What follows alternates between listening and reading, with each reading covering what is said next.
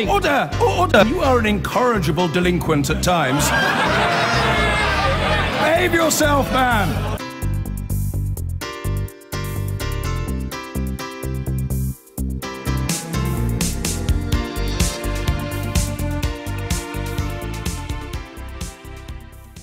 Now, in the run-up to the general election, we've been taking a look at some of the smaller parties hoping to win seats today. It's the turn of the Pirate Party UK. They're fielding 10 candidates, and I know Leanne was bitterly disappointed to learn that they've got nothing to do with eye patches, wooden legs, or even parrots. So who are they? The Pirate Party UK was founded in 2009 and says it has the UK's first crowdsourced manifesto. It has 17.8 thousand followers on Twitter. Some of their policies include lowering copyright duration from 70 to 10 years, protecting the right to protest, including withholding labour. On privacy, they oppose the so-called Snoopers Charter and would see tighter regulation of public CCTV.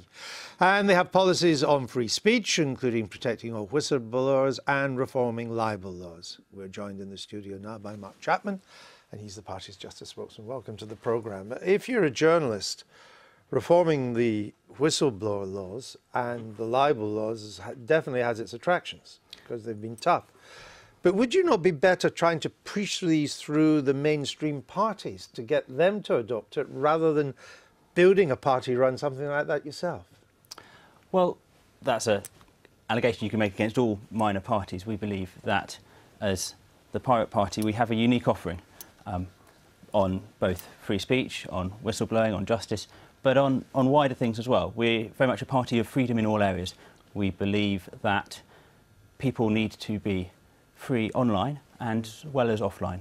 We believe that people need to be able to communicate with one another without the government snooping on them, without them being able to read your emails. And you think that's getting worse? Absolutely. We've seen with Theresa May when she was Home Secretary and Amber Rudd now that looking to put in a backdoor to encryption, for example, is something that is akin to asking the police to put a key under your front doorstep. And again, I can understand the attraction of that. And there have been cases where some of this has been misused. Absolutely. And journalists have been on the wrong end of it. I'm not talking about the hacking stuff. That's entirely different. I'm talking about trying to track down journalist sources and so on, using what you're talking about. It's a harder argument, though, isn't it, when the war on terror, so-called, is become overwhelmingly now a war of the intelligence services against those who would do us harm. Absolutely. There is a real need in politics, in Westminster, for people who understand digital, who understand technology, who know exactly how this stuff works, because we are really lacking in any politicians that have that background, that have that.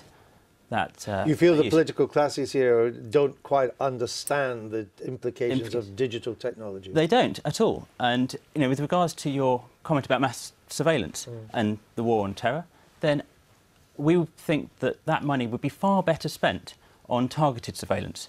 It is no use adding more hay to the haystack if you're looking for the needle.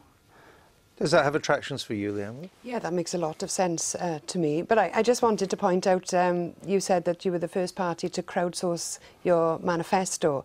And I just wanted to put on the record that Plaid Cymru crowdsourced our manifesto for the Assembly elections last year. We had an online engagement. So you could leak the manifesto online now as well. You'd be the first to do that. I'd like to hope that we're not going to leak it. The crowdsourcing was back in 2010, to be fair, so I think that's still there. Well, never mind that. Are you finding any traction among voters for these ideas? We are. It's a tough one, I would have thought, though, is it not? It initially seems tough, but when you speak to people and get them to realise that digital rights, the importance of technology affects every area of our lives. Right. It affects children in our schools. What are our children learning about how to use technology? My 18-month-old already knows to swipe when he picks up a phone by default. We need our children to really understand how technology works so that they can use it for good, so that we can really understand how to make society work for the future instead of being afraid of the past. And how many seats are you standing in? 10. 10 seats? Yes. All right. Well, look, thank you for coming on and explaining. Thank you very much for having me. Quite a famous pirate party in Sweden, and they did quite well, so we'll see how. Indeed, we're hoping to build on their success as well as. Mark Chapman, thank you.